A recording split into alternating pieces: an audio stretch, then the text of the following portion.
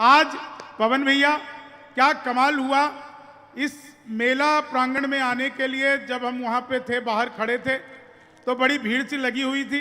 मैंने देखा दो आदमी आपस में आधे घंटे से गाली गलौज कर रहे थे। मैं उनके पास गया, मैंने समझाया, तब मारपीट हुई। उससे पहले खाली गाली गलौज से काम चला रहे थे। पुलिस को नमन करता हूं। मथुरा की प्रशासन व्यवस्था इतनी अच्छी है कि पुलिस भी अकेले नहीं बैठती है, ग्रुप में ही बैठती है। तो उस प्रशासन व्यवस्था को प्रणाम करता हूं। हाँ बेटा, 4 लाइन सुनिएगा। पिछले दिनों मैंने मोदी जी से पूछा, मैंने कहा मोदी जी आपकी नीयत क्या है। दोस्तों बात समझ में आ जाए तो एक एक व्यक्ति का आशीर्वाद चाहिए। मैंने कहा मोदी जी आपकी नीयत क्या है। मोदी जी बोले मेरी नीयत पाक साफ है। एक आदमी मिला, बोला यार ये मोदी जब से आया है देश 500 साल पीछे चला गया। मैंने कहा योगी को आने दे, त्रेता युग में ले जाएगा। बीच में जो ये पुंगी बजा रहे हैं इसको मत बजाइए। ये अक्सर कवियों को हूट करने के लिए हो की आवाज निकाली जाती है, तो ऐसा लगता है कि कवि को बैठ जाना चाहिए। बहुत छोड़ 4 लाइन सुनिए। पिछले दिनों ट्रंप आए थे भारत, लोगों ने तरह तरह की सलाह दी। मंच पे बार बार बात चल रही थी कि एक बिहार का कवि है, बिहार का कवि है, बिहार का कवि है। इसमें मेरी कोई गलती नहीं है। आप लोग बड़े बड़े पांडाल लगते हो, दिन भर पूरे मथुरा में, वृंदावन में बड़े बड़े पांडाल लगाते हो, दिन भर कीर्तन करते रहते हो, राधे राधे जपो चले आएंगे बिहारी, राधे राधे जपो चले आएंगे बिहारी। अब कलयुग में वो बिहारी तो आ नहीं सकते, हमें ट्रेनों में ठुस ठुस कराना पड़ता है। मैं तो इलेक्ट्रॉनिक शॉप पर गया, मैंने जाकर पूछा है टीवी कितने का दे रहे हो। बोले हम बिहारियों को टीवी नहीं देते। मैंने कहा तुझे कैसे पता लगा। बोले निकल यहां से। अगले दिन मैं सूट बूट, हैट, नकली मूछें। मैंने कहा ये टीवी कितने का दे रहे हो। बोला तुझे कल भी मना किया था। अगले दिन मैं बुरका और के चला गया। मैंने कहा भैया ये टीवी कितने का दे रहे हो। बोला भाई साहब आपको 2 दिन से मना कर रहा हूं, हम बिहारियों को टीवी नहीं देते। मैंने कहा ठीक है मत दे, लेकिन ये बता तुझे पता कैसे लगता है मैं बिहारी हूं। बोला बेटा जिसे तू टीवी कह रहा है वो माइक्रोवेव है। ये माइक्रोवेव को टीवी बताने का कॉन्फिडेंस। पवन भैया आपने इतने अच्छे प्रोग्राम में बुलवाया, दिनेश जी के माध्यम से इतनी बढ़िया टीम आप लोगों ने बुलवाई। इतनी खुलकर हंसती हुई महिलाएं मैंने पहली बार देखी हैं।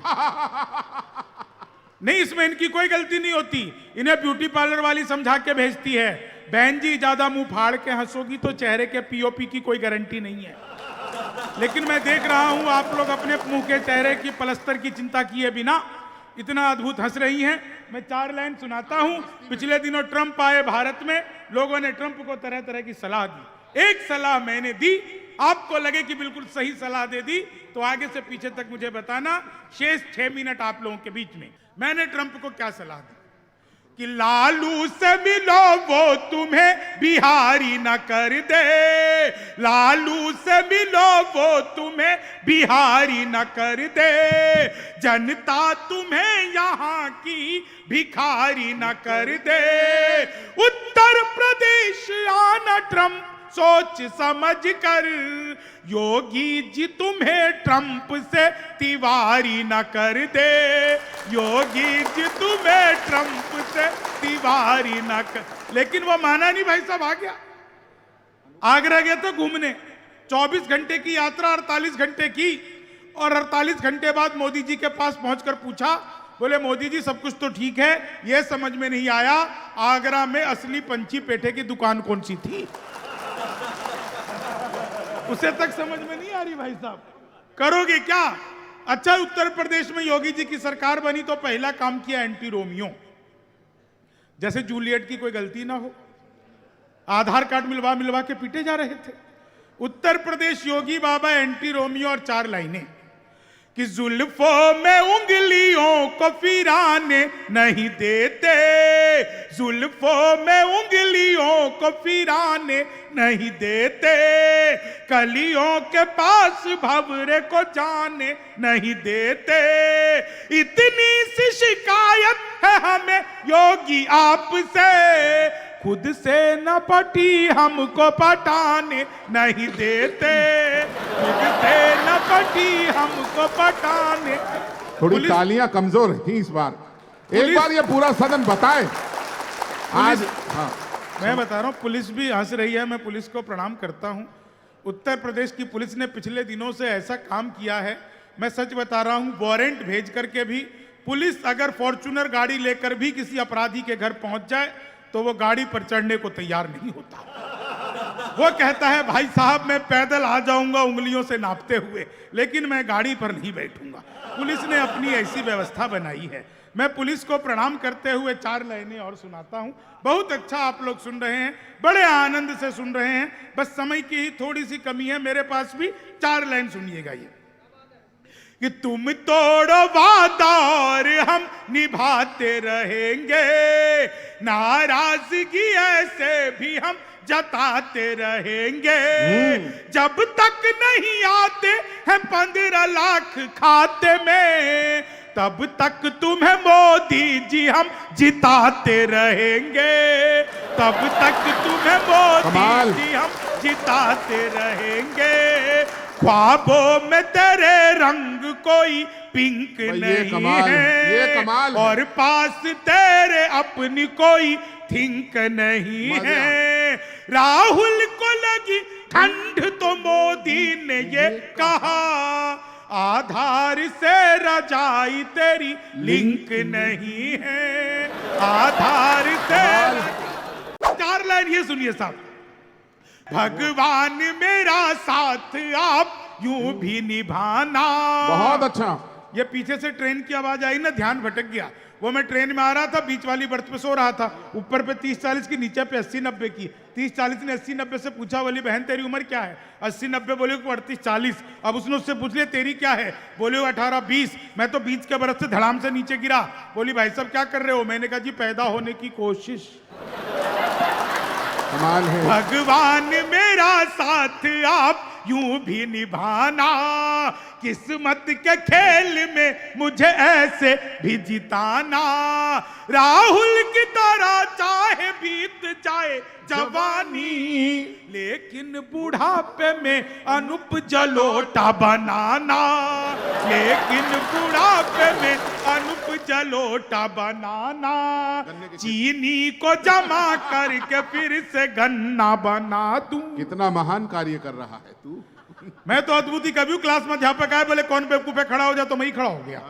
बोले तुम बेवकूफ हो। मैंने कहा नहीं सर, आप अकेले खड़े अच्छे नहीं लगते। चीनी को जमा करके फिर संस्कृत के अध्यापक आ गए, बोले तमसो माँ ज्योतिर्गमय का हिंदी में अनुवाद करो। मैंने किया, माँ तू सो जा मैं ज्योति के पास जा रहा हूं। चीनी को जमा, वो संस्कृत का गया ही नहीं। बोले सर्वे भवंतु सुखी ना, इसका अर्थ बताओ। मैंने कहा जब सर्वे किया गया तो पता लगा भवंतु ऋषि के आश्रम में कोई भी सुखी नहीं था। चीनी को जमा करके हिंदी के अध्यापक आ गए, बोले राहुल गांधी देश के प्रधानमंत्री बनेंगे, इसमें कौन सा अलंकार है? मैंने कहा असंभव अलंकार है। चीनी को जमा करके फिर से, मैं सच बता रहा हूं, हिंदी के अध्यापक ने फिर पूछ लिया, बोले आमंत्रण और निमंत्रण में फर्क बताओ। मैंने कहा जो आमंत्रण आम के पेड़ के नीचे से दिया जाता है उसे आमंत्रण कहते हैं, जो नीम के पेड़ के नीचे से दिया जाता है उसे निमंत्रण कहते हैं। चीनी को जमा करके, वो फिर से हिंदी के ने पूछ लिया। हाँ बेटा। बोले माल्यार्पण किसे कहते हैं? हाँ। मैंने कहा जब सरकार हमारी सारी संपत्ति इकट्ठी करके माल्या को अर्पित कर दे उसे माल्यार्पण कहते हैं। ये बहुत ही बढ़िया कमाल। ये पवन भाई, ये है कलाकार की हिम्मत। चीनी को जमा और देखिए सच बोला हो तो एक बार पूरा सदन बताए, यही कलाकार की यही खूबी है, हंसते हुए मुस्कुराते हुए आईना दिखाना। ये बहुत बड़ी बात है बेटा। नहीं आईना तो भाई साहब, एक बार दिनेश वीर रस के कवि है राम भदावर, दिनेश जी मैं बता रहा था, बैंक में गया, जाके चिल्लाने गया। हाँ। बोले कि जी पैसे दो। बैंक ने कहा जी पैसे नहीं है। बोले और 2 मालियों को उधार। बोले तेरे खाते में नहीं है, बैंक में तो बहुत है। कमाल है तेरा जवाब। तो हमारा देश अद्भुत ही है भाई, तेरा जवाब चीनी को जमा करके। गणित के अध्यापक आ गए, बोले मैंने तुम्हारे पिताजी को 2000 रुपए 6% ब्याज पर 10 दिन के लिए दिए, तो 10 दिन बाद कितना लौटाएंगे? मैंने कहा वो नहीं लौटाएंगे। बोले क्यों, तुम्हारे पिताजी गणित नहीं जानते? मैंने कहा जी आप मेरे पिताजी को नहीं, आज तक एक का नहीं लौटाया। चीनी को भाई साहब मैं सच बता रहा हूं आपको, वो फिर पूछ लिया गणित के ने दशमलव किसे कहते हैं। हाँ। मैंने कहा जब लगातार 10वीं बार लब हो जाए तो उसे दशमलव कहते हैं। हाँ बेटा। पवन भैया लगातार का मतलब लगातार, ये नहीं बीच में शादी कर लो। चीनी को जमा कर, वो गणित वाले ने फिर पूछ लिया, हाँ। बोले एक्स की वैल्यू बताओ। कमाल। मैंने कहा जो हमें छोड़कर चली गई हमारी नजरों में उसकी कोई वैल्यू नहीं है। चीनी को जमा करके, पीछे कुछ बुजुर्ग भी हंस रहे हैं। अच्छा एक चीज आपको बताऊं, इतनी सारी महिलाएं बैठी हुई हैं, मैं प्रणाम करता हूं। आप लोगों ने सुना होगा कॉपी पेस्ट, इस कॉपी पेस्ट का आविष्कार हिंदुस्तान में हुआ और यहाँ की मातृ शक्तियों ने किया। वो नीचे वाले होठों पर लिपस्टिक लगाती है, ऊपर पप पप पप पप करती है, हो जाता है कॉपी पेस्ट। चीनी को जमा करके, फिर से मैं सच बता रहा हूं, वो अंग्रेजी का अध्यापक आ गए, बोले खूबसूरत लड़की को अंग्रेजी में क्या कहते हैं। मैंने बताया जी खूबसूरत लड़की को अंग्रेजी में आई लव यू कहते हैं। चीनी को जमा, मेरे पड़ोस में एक लड़की रोज नागिन डांस करती थी, रोज नागिन डांस करती थी। मैं एक दिन उसके घर गया, मैंने कहा तुम ही रोज नागिन डांस करती हो? बोली हाँ। मैंने कहा कभी डस भी लो। चीनी को जमा करके, मैंने तो बचपन में पिताजी से कह दिया, मैंने बचपन में पिताजी से कह दिया था पिताजी लव मैरिज करूंगा। बोले बेटा लव मैरिज ही कर लियो, शक्ल दिखा के तो होगी नहीं। चीनी को जमा करके, फिर से आप लोगों को लव मैरिज और अरेंज मैरिज में फर्क पता है ना? भाई जिंदाबाद। लव मैरिज में आदमी अपनी ही गर्लफ्रेंड से शादी करता है, हाय। अरेंज मैरिज में ये तो खड़े हो गए भाई साहब हमारे कोई प्रेस भी के अनुभवहीन साथी। मिल सकती है। जिंदाबाद। चीनी को जमा, मैं आपको बिल्कुल, इतना बढ़िया आप लोग सुन रहे हैं, इतने आनंद से सुन रहे हैं। मुझे तो याद आ गई वो 8 नवंबर को मोदी जी आए थे, याद है ना भाई और बहनों? कल ही तो 6 साल था। आज रात 12 बजे के बाद हाय हाय। 1000 और 500 के पुराने नोट लीगल टेंडर नहीं रहेंगे। इतना सुनते ही पति बड़ा खुश, उसे आज भी उम्मीद है मोदी जी किस दिन रात को 8 बजे आएंगे। मित्रों आज रात 12 बजे के बाद आपकी पुरानी शादियां लीगल टेंडर नहीं रहेंगी। भाई कमाल है। कितने खुश हो रहे पवन भैया, पहली बार आपको मैंने मुस्कुराते हुए देखा। भाई कमाल मत है। भूलो वो मोदी जी हैं, 1000 रुपए का लेके 2000 का लौटाया था। आप 40 साल की भाभी जी जमा करवाने जाओ, वो 80 साल की थमा देंगे। बीबी लेके जाओगे, दादी लेके लौटोगे। अपना देश ही अद्भुत है। चीनी को जमा करके फिर से गन्ना बना दूं। विज्ञान के अध्यापक आ गए, तो लाजवाब हो। बोले बच्चे का पैदा होना सोशियोलॉजी का टॉपिक है कि बायोलॉजी का? मैंने कहा जी बच्चे का चेहरा मोहरा माता पिता पे गया हो तो बायोलॉजी का। चीनी को जमा करके, फिर से कई लोगों को बिल्कुल पूरी तरह से समझ में आ गई। 4 अंतिम लाइनें सुनिए, उसके बाद मैं अपना स्थान लेता हूं क्योंकि समय की अपनी सीमाएं हैं। 4 लाइनें आपको सुनाता हूं और अपना स्थान लेता हूं। जी। बहुत अच्छा सुना आप लोगों ने, बहुत बढ़िया। 4 लाइनें सुनिए और मैं अपना स्थान लेता हूं। जी।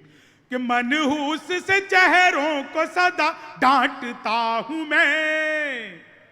दोस्तों जीवन में एक ही चीज याद रखिए, जिसको दिनेश जी कह रहे थे, आपको अगर अपने ऊपर यकीन हो तो पूरी दुनिया को आपके ऊपर यकीन होना शुरू हो जाता है। क्या बात है। ईश्वर ने आपको जैसा बनाया है, आप ईश्वर की सर्वश्रेष्ठ रचना हैं। लोग कहते हैं जी अद्भुत कि है। गोरे वैसे होने चाहिए, गोरे वैसे। मैं कहता हूं देखो, कभी भी प्यार करो तो काले से करो, क्योंकि गोरे तो आजादी के टाइम से ही बेवफा है।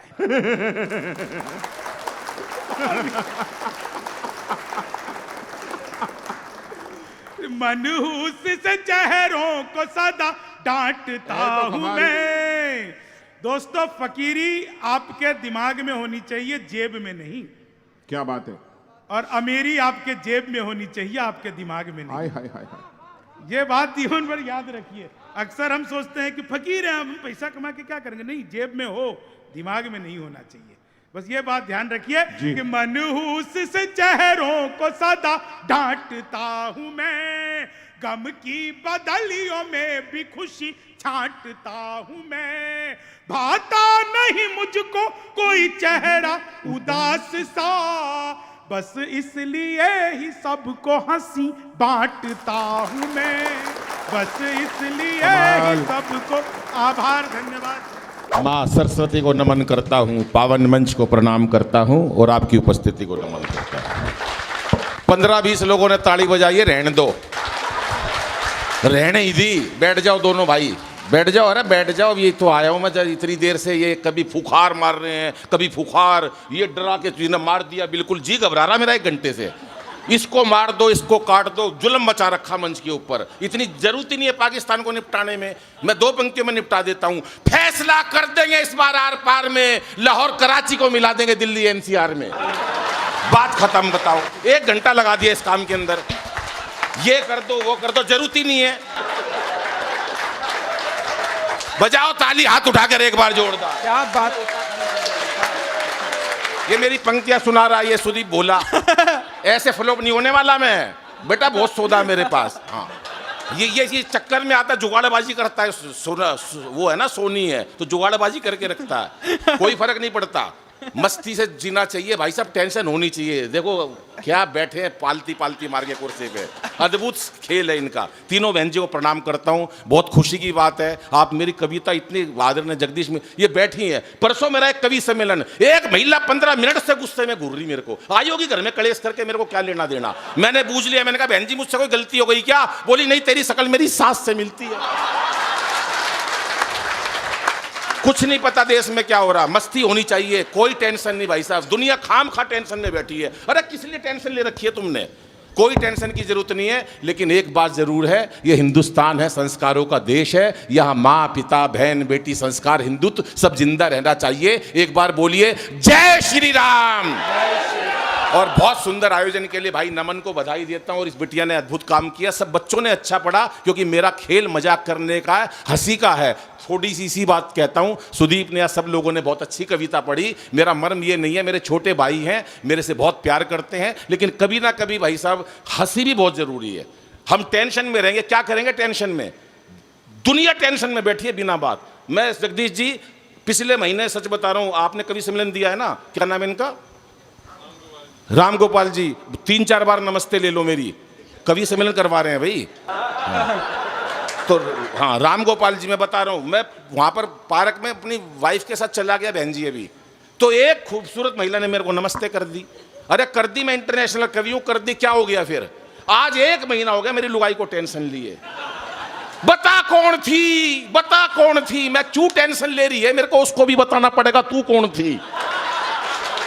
बिना बात की टेंशन लेके लोग बैठे हैं। एक बैठा टेंशन में, अरे मैं कहा टेंशन में क्यों बैठा है? बोला एक दिन भाई यार सारी दुनिया मर जाएगी। अरे मैंने कहा सारी दुनिया मर जाएगी, भगवान का काम है, तेरा काम थोड़ी ना। बोला सच बता रहा हूं अनिल भाई, एक दिन ये सारी दुनिया मर जाएगी। तो मैंने कहा तू टेंशन में क्यों बैठा है? बोला जो सब आखिरी में मरेगा उसने शमशान घाट कौन लेके जाएगा। क्या बात है। लेकिन दुनिया चेहरा ये ऐसे नहीं चलती। जीवन है इस बात का नाम, चेहरे पर हंसी और दिल में खुशी होती है। जीवन क्या है, बन जाओ कुछ भी। मैं बड़ी स्पीड से अपना काव्य पाठ कर रहा हूं कि चेहरे पर हंसी और दिल में खुशी होती है, सही मायनों में यही जिंदगी होती है। और हंसना किसी इबादत से कम नहीं, किसी और को हंसा दो तो बंदगी होती है, किसी और को हंसा दो। जीवन टेंशन से भरा है, कोई फायदा नहीं है। आदरणीय नमन भाई हैं, बहुत जिंदा दिल इंसान है। हाँ, नमन जी ने फोन करा, अनिल भाई क्या लोगे? मैं जो राजेश चेतन ले उससे 5000 कम दे देना। बोला राजेश 5 ही ले रहा है, तू तो ऐसे ही आजा। मस्त लोग हैं, बजाओ ताली मिलकर। उत्साह होना चाहिए, उमंग होना चाहिए। जीवन में कोई टेंशन नहीं, क्योंकि हंसना हंसाना आदत है मेरी, अपना बनाना आदत है मेरी। लोग तो मुंह फेर के चल देते हैं, आवाज दे के बुलाना आदत है मेरी। क्या बात है, वाह। किस लिए टेंशन रखे? महिला बैठी है, आज देखो सबकी बिंदी देख लो, छोटी छोटी है, ये हमारे सुहाग की निशानी होती है। हमारी माता बहनें बैठी है, कभी एकता कपूर के सीरियल देखना, जितनी बड़ी बिंदी उतनी खतरनाक लुगाई। ये होता है स्मिता जी, मैं सच बता रहा हूं। आज महिला की क्या शक्ति है, घर में इतना सा आटा हो, इतना सारी रोटियां बना देगी, मेहमान भूखा नहीं जाएगा। इतनी सी सब्जी दे दो, इतनी सारी कर देगी, मेहमान भूखा नहीं जाएगा। इतने से चावल दे दो, इतने सारे कर देगी। इतनी सी टेंशन दे दो, साले की खाट खड़ी कर देगी महिला। बहुत अच्छे, वाह वाह वाह, क्या बात। चलो जितनी देर आप हंसे, मैं एक कविता सुनाता हूं, क्योंकि मस्ती की बात है, समय की भी सीमा है, भोजन भी करना है, हम सब मस्त। एक छंद सुनाता हूं पहले कि रामदेव बोले यदि अब पाकिस्तान को कैसे निपटाना है। कि रामदेव बोले यदि अपनी पे आ गया तो पेट की तरह तुझे घुमा के मार डालूंगा। आहा। पाकिस्तान को कैसे निपटाएंगे? एक दोस्त आया मेरे पास रोते हुए, बोला यार दादाजी गुजर गए। मैंने कहा क्या हुआ? बोला रामदेव ने मरवा दिए। बस तेरे दादा रामदेव ने कैसे मरवा दिया? बोला सुबह टीवी के सामने योग सीख रहे थे मेरे दादा भोले भाले बाबा। बोला जैसे जैसे कहूं वैसे वैसे करते जाना। बोला क्या? बोला सांस खींचो। दादाजी ने खींच ली। बाबा बोला और खींचो। दादाजी ने यहां तक खींच ली। इतनी देर में यार लाइट चली गई। बहुत अच्छे। थोड़ी देर में भगवान ने मेरा दादाजी खींच लिया। इतनी देर में लाइट आ गई। बाबा रामदेव टीवी में से बोल रहे थे कि इस प्रकार से तमाम रोगों का निवारण किया जाता है। कि रामदेव बोले यदि अपनी पे आ गया तो पेट की तरह तुझे घुमा के मार डालूंगा। और केजरीवाल साहब और केजू बोले अपने ही मफलर से तेरा मैं। ये किस लिए रखा केजरीवाल को? बोले पाकिस्तान को निपटा सकता केजरीवाल साहब। बोला यार टीम में तो रख लो, निपटाएगा नहीं, कम से कम दुखी तो कर देगा। अभी चीते लाए मोदी जी बाहर से। मैंने एक चीते से पूछ लिया, मैंने कहा सीबीआई का डर नहीं है तेरे को? यहाँ ईडी चल रही है। चीते से पूछ लिया, चीते वाला कोई चिंता नहीं है भाई साहब, मैं वहीं से भाजपा ज्वाइन करके आया। बहुत अच्छे, बहुत अच्छे। वाह। चलता रहता है मस्ती कि रामदेव बोले यदि अपनी पे आ गया तो पेट की तरह तुझे घुमा के मार डालूंगा। और केजू बोले अपने ही मफलर से तेरा मैं घूंट दूंगा गला और दबा के मार डालूंगा। कवि कैसे मारेगा पाकिस्तान को? कि मैंने कहा भूल के भी मुझसे उलझियो ना। मैंने कहा कि मैंने कहा भूल के भी मुझसे उलझियो ना। लंबी लंबी कविता सुना। वाह वाह वाह। सुना के मार डालूंगा। पूरे सदन की हाथ उठा के तालियां चाहिए कि मैंने कहा भूल के भी मुझसे उलझियो ना। लंबी लंबी कविता सुना के मार डालूंगा। और मोदी बोले 56 इंची सीने की कसम मुझे 56 तेरे टुकड़े बना के मार डालूंगा। 56 तेरे टुकड़े बना के मार डालूंगा। वाह। बस एक अंतिम कविता, लेकिन 4 पंक्तियां जो सुदीप बोल रहा था। सुदीप बहुत दूर से आया है, जबलपुर से वो आता है, उसे जाना था, ट्रेन भी पकड़नी है। मेरा छोटा भाई है, लेकिन उसने जैसे बताया 4 पंक्तियां बहनों के लिए, बेटियों के लिए संस्कार का मंच आपने सजाया है। बहुत बात करी देश की मेरी बहनों ने, मेरे छोटे भाइयों ने। अगर हमारी युवा शक्ति के अंदर इतनी ऊर्जा है कि वो देश की और सनातन संस्कारों की बात करते हैं तो कोई खतरा मेरे देश को नहीं है। जब नमन भाई जैसे लोग ऐसे कार्यक्रम कराएंगे, जब ऐसे प्रबुद्ध श्रोता 4 घंटे तक बैठेंगे, जब आदरणीय जगदीश मित्तल जी जैसे लोग जो पूरे देश में और विश्व में निस्वार्थ एक अलग जगाते हैं, तो ऐसे हमारे हिंदुस्तान को कोई विश्व गुरु होने से रोक ही नहीं सकता साहब। ये अद्भुत बात है। हास्य मजाक में बहुत कुछ कह देते हैं, क्योंकि ये भी बहुत जरूरी है। जब तक आदमी भावना में, जब आज बीमारियां इतनी बढ़ गई है, टेंशन इतनी होने लगी है, एक बार जोरदार ठाका लगा दो बहन जी, 88,000 नाड़ी खुल जाती हैं। कितनी? मन ने नहीं कही, रामदेव ने कही है। एक बार जोरदार ठाका लगा दो, 88,000 नाड़ी खुल जाती हैं। एक बार ये बोला मेरे से 88,000 नाड़ी, मैं तेरे अंदर तो 700-800 है टोटल। तू रहने दे। 88,000 नाड़ी खुल जाती है। मैंने पब्लिक में एक दिन ये बात कह दी। मैंने कहा एक बार जोरदार ठाका लगा दो, 88,000 नाड़ी खुल जाती है। पब्लिक में से एक आदमी खड़ा हो गया, बोला मेरा तो नाड़ा खुल गया। मैंने कहा ये नाड़ा क्या होता? बोला नाड़ी का हस्बैंड। बजाओ ताली। सुनिए आखिरी। अद्भुत अद्भुत अद्भुत। अब सुनिएगा साहब, स्वागत है। चला एक हाथ खड़े करके एक बार तालियां बजाओ पूरा सदन। बहुत अच्छा। समय कम था मेरे पास, लेकिन मैंने जितना 5-7 मिनट में चाहा आपके चेहरों पर मुस्कुराहट लाने का प्रयास किया, क्योंकि जिंदगी इसी का नाम है। मैंने बताया ना कि चेहरे पर हंसी और दिल में खुशी होती है। सही मायनों में यही जिंदगी होती है। और हंसना किसी इबादत से कम नहीं, किसी और को हंसा दो तो बंदगी होती है। यही जीवन है साहब। एक अंतिम कविता जो बाबूजी को प्रिय है, और आज का मंच संस्कारों का मंच है, तो एक संस्कारों की कविता केवल 3-4 मिनट की 9 पंक्ति की कविता सुनाता हूँ। माँ के बारे में कोई बात नहीं हुई, पिता की कविता पढ़ी गई, बेटियों की कविता पढ़ी गई। 4 पंक्तियां बेटियों के लिए। बेटा थोड़ा सा इसको ठीक कर दे, मेरे मतलब का नहीं है ये कि इसे बेटा बना पालो तो ये इतिहास छू लेगी। बचपन में हम आजकल देखते हैं बेटियों को गर्भ में मार देते हैं। हरियाणा राजस्थान में तो ये पता नहीं परंपरा कितनी बढ़ गई थी, अब कम हुई है। मोदी जी तमाम लोगों ने बेटी बचाओ बेटी पढ़ाओ का नारा दिया तो ये कुरीति दूर हो गई सर। और आजकल आपने देखा होगा क्या हाल हुआ। उसके बाद जब नारियों को सम्मान मिलने लगा, आगे बढ़ने लगी, तो ये कुरीति कुछ कम हुई। या कवियों ने अपनी वाणी से बात कहनी शुरू करी कि इसे बेटा बना पालो तो ये इतिहास छू लेगी। करो विश्वास बेटी पर तो ये विश्वास छू लेगी। कभी जीवन में बेटी को नजरअंदाज मत करना, जरा से पंख खोलोगे तो ये आकाश छू लेगी। जरा से पंख खोलोगे तो ये आकाश छू लेगी। ये हमारी बेटियां हैं। और बेटी मैं एक सच्ची बात बता देता हूं, अभी तक तो मैंने हास्य किया, जो मेरा काम था लोग हास्य के लिए बुलाते हैं, नवन भाई ने भी इसीलिए बुलाया है, लेकिन सच्चाई ये है मेरे अंदर ये सब लोग हास्य भी कर सकते हैं, इनके भीतर संवेदना भी है, देश भी है, संस्कार भी है, लेकिन मैं जानता हूं कि इस दुनिया में, इस धरती पे मां से बड़ी कोई चीज नहीं है साहब। मां वो जो पूरे परिवार का पालन करती है, उसके त्याग की कोई सीमा नहीं है। ये बात मैं अपने मन से, हृदय से कहता हूँ। ये तमाम मेरी बहनें माताएं बैठी हैं। एक अंतिम कविता नमन जी पढ़कर अपना स्थान लेता हूँ, मंच का भी ध्यान चाहूंगा, सुनिएगा साहब। काश मेरी भी माँ होती। कौन कह रहा है ये बच्चा? छोटा सा 7 साल का, जिसकी माँ चली जाती है। घर में पिता है, पिता काम पर चले जाते हैं, कोई भाई बहन नहीं है। कल्पना करो कि उस बच्चे को कैसी फीलिंग आती होगी कि मेरे घर में मेरी माँ नहीं है। सिर्फ मेरी कल्पना है ये, और कल्पना भी किस लिए? जब वृद्धाश्रम देखता हूँ बनते हुए तो मन को तकलीफ होती है। वो लोग, वो बच्चे कैसे हैं जो अपने माँ बाप को वृद्धाश्रम में भेज देते हैं। तब ये कविता का जन्म लेता है। सुनिएगा साहब, समर्पित करता हूँ, बड़े मन से सुनिएगा। काश मेरी भी माँ होती, काश मेरी भी माँ होती। थोड़ी वॉल्यूम बढ़ा के हल्का सा इको डाल दो। तो सपने रोज संजोती, काश मेरी भी माँ होती।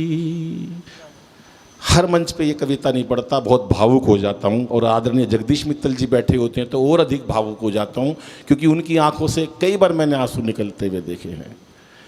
क्या कहता है वो बच्चा कि अब ना किसी की आँख का तारा, अब ना किसी की आँख का तारा, कौन कहेगा राज दुलारा। अब रूठूं तो कौन मनाए, मेरी गलती पर समझाए। अरे बिन माँ बाप के बचपन सुना, बुझ गई ममता की ज्योति। काश मेरी भी माँ होती, वो सपने रोज संजोती। काश मेरी भी माँ होती। अंतिम 6 पंक्तियाँ पढ़ता हूँ साहब। कोरोना आया, वो लोग मर गए जो हॉस्पिटल में गए, वो लोग जिंदा बच गए जिनको परिवार का सहारा मिला। ये है मेरा हिंदुस्तान, जहाँ संस्कार होते हैं। माँ का दामन मिला, उस माँ ने बच्चे को मरने नहीं दिया। बहन का साथ मिला, पत्नी का साथ मिला, तो साहब वो लोग बच गए। जो हॉस्पिटलों में गए वो चले गए, क्योंकि उस टाइम हौसले की ज़रूरत थी, संस्कारों की ज़रूरत थी, मोहब्बत की ज़रूरत थी, प्यार की ज़रूरत थी। घर में बच्चा अकेला है, पिता काम पर चले जाते हैं, बच्चे के बहुत तेज बुखार होता है। मेरी कल्पना है, अच्छी लगे तो आपकी फिर तालियां चाहता हूं, कि कल जब मुझको ताप ने घेरा, कल जब मुझको ताप ने घेरा, तो भर आया पागल मन मेरा।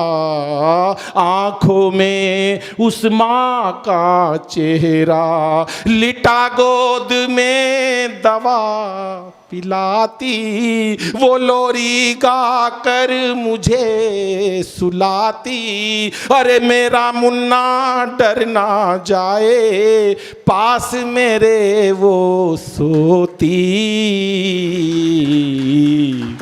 काश मेरी भी माँ होती, वो सपने रोज संजोती। ओ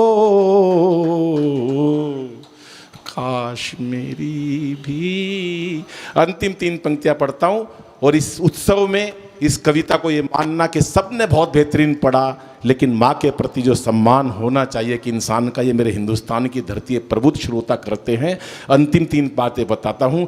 दुबई में मेरा कवि सम्मेलन, एक माँ अपने बेटे से चिपट कर ये कविता सुनते हुए ऐसे रो रही थी कि वो 30-35 साल का बच्चा, जैसे बहन जी बैठी हुई हैं, उनके सीने पे लगकर वो बच्चा रोता रहा जब तक मैं कविता पढ़ता रहा। दुबई वो काम करता था, बॉम्बे से उससे मिलने गई थी। जब मैंने कविता पढ़कर मैं नीचे उतरा तो मेरी बहुत ही, उसने मेरे को साधुवाद दिया। उन्होंने कहा कि भैया ऐसी कविता माँ की कि मेरा बच्चा मेरी छाती पे लगकर जब तक कविता चली वो रोता रहा साहब, क्योंकि माँ दुनिया में चीज़ ही ऐसी है।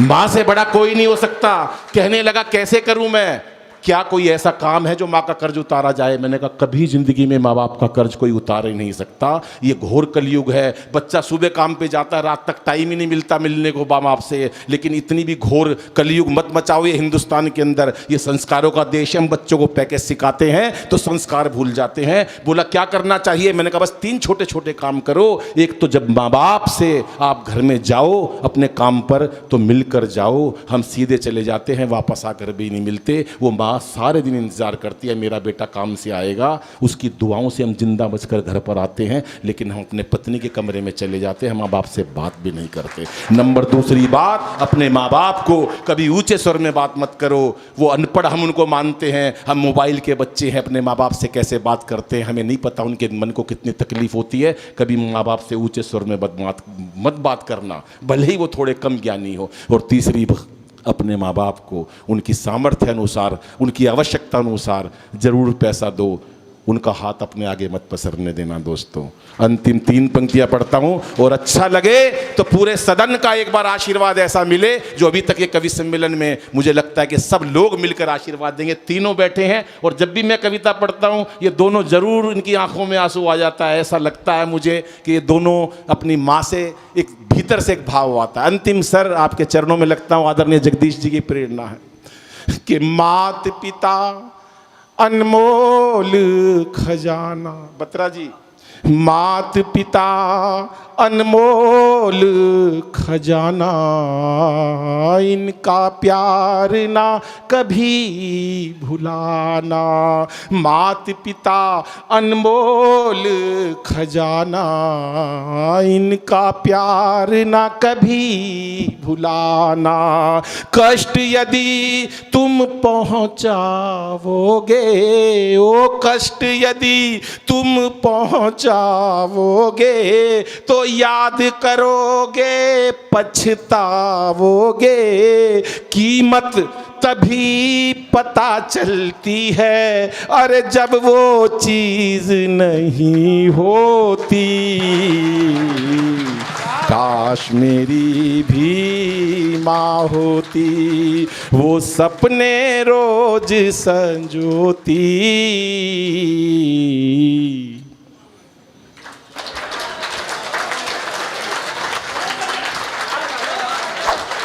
वो एक कार्यक्रम शुरू किया था मोदी जी ने, नमस्ते ट्रंप। जब से पेट्रोल के दाम बढ़े मैंने नया शुरू कर दिया, नमस्ते पंप। पेट्रोल पंप पर गाड़ी लेकर के पेट्रोल भराने गया, जेब में 20 का नोट था। मैंने कहा ये ले भैया डाल दे। कहने लगा इसमें इतने में कितना डालूं? मैंने कहा डाल नहीं सकता तो छिड़क दे। अद्भुत काम। मैं शुरू करता हूं, सुनिएगा। अभी तो ये तो खैर योगी जी की सरकार है, मैं कुछ बिल्कुल अभी ताजा भी सुनाऊंगा। लेकिन अभी कुछ दिनों पहले यहाँ तो योगी जी की सरकार है, राजस्थान जाने का मौका मिला। राजस्थान में वहाँ किसान का गीत पढ़ने के लिए बुलाया गया। कांग्रेस की सरकार है, अभी उनको किसान यहाँ वहाँ याद आ रहे हैं। इस किसान की कविता बड़ी विचित्र कविता है।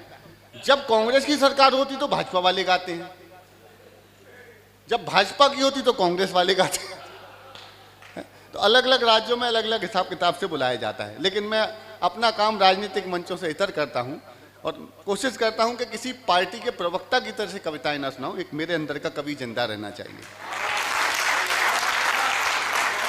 सुनिएगा, मैंने वहां शुरू कर दी कविता और जैसे ही पंचलाइन आने वाली थी सर, जैसे ही पंचलाइन आने वाली थी मुझे याद आ गया ये तो कांग्रेस का वो है प्रांत।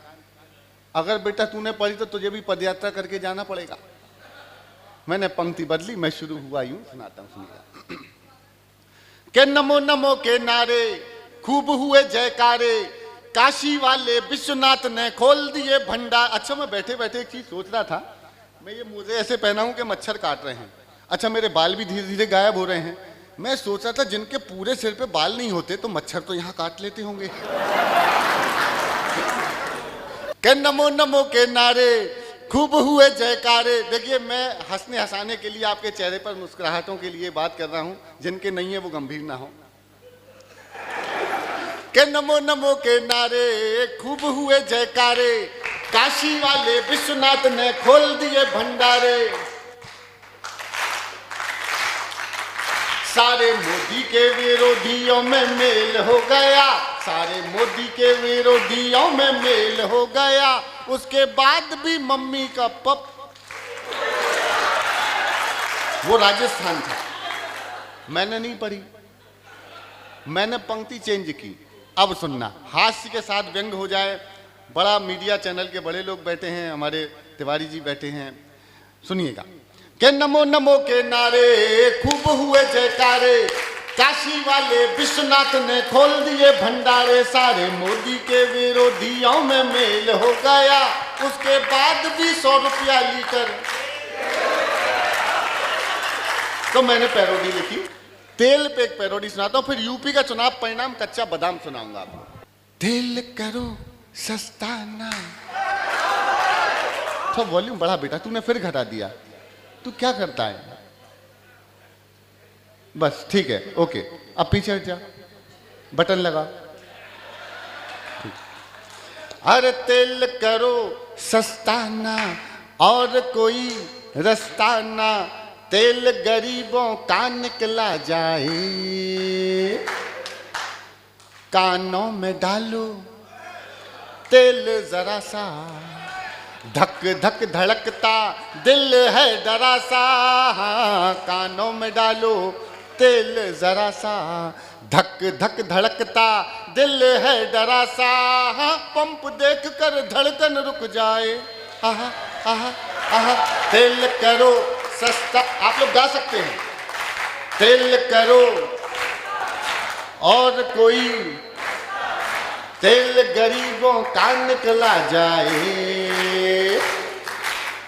डीजल दिखाए मस्त अदाएं, डीजल दिखाए मस्त अदाएं, पेट्रोल का ये एटीट्यूड हाय, नोट गुलाबी देख के शर्माए, आहा आहा आहा।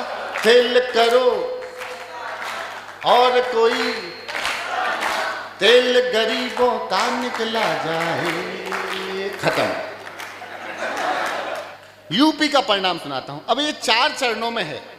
पहला, अमित शाह जी सर गए कैराना, जयंत चौधरी साहब को मनाने, लेकिन चौधरी साहब नहीं माने। जयंत चौधरी जी को जानते हैं ना, वो रालो चुनाव चिन्ह हैंडपंप, जिनने बाद में टोंटी वालों से गठबंधन किया था। फिर यूपी का परिणाम आ गया, भोजपुरी स्टाइल में सुनाऊंगा, फिर उसके बाद सुनाऊंगा जी कच्चा बादाम।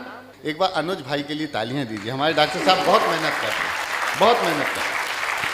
तो ये 4 पैरोडियां सीक्वेंस में सुन लीजिए। इसमें एक शर्त है कि आप लोगों मेरे साथ गाना भी है, गाएंगे आप लोग, सुनना। देखिए, ये तो मिला जुला काम है, हम ऊपर खड़े हुए हैं इसलिए बड़े नहीं हैं। तराजू में 2 पक्ष होते हैं, जिसमें ज्यादा वजनदारी होती है वो पक्ष नीचे होता है, और आप आज हमारे वही वजनदार पक्ष। कि देखो शाह जी ने फेंक दिया दाना, देखो शाह जी ने फेंक दिया दाना, चौधरी इतनी सी बात न माना, के वो उन्हें प्यार करते हैं, अभी इंतजार करते हैं।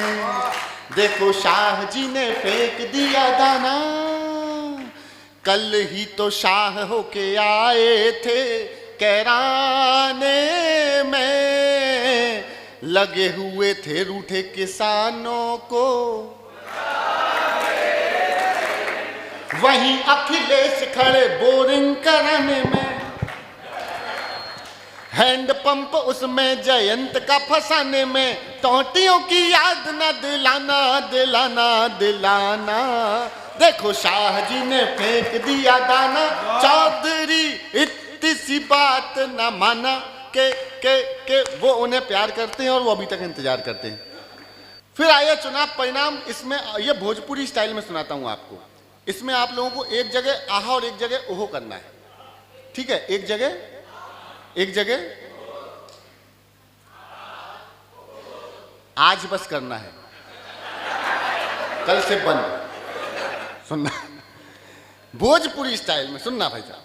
के केसरिया लगा लिपस्टिक, अभी नहीं, टाइमिंग रखिए। केसरिया लगा लिपस्टिक, कहे यूपी की हर एक डिस्ट्रिक्ट, योगी टॉप लागेला, योगी टॉप लागेला, कमरिया कमरिया। बस फिर मैंने बनाया कच्चा बादाम। सुनिएगा, मेरी 2 सर्वाधिक वायरल पैरोडियां हैं, सुनिए आप, अच्छा लगेगा, सुनिए।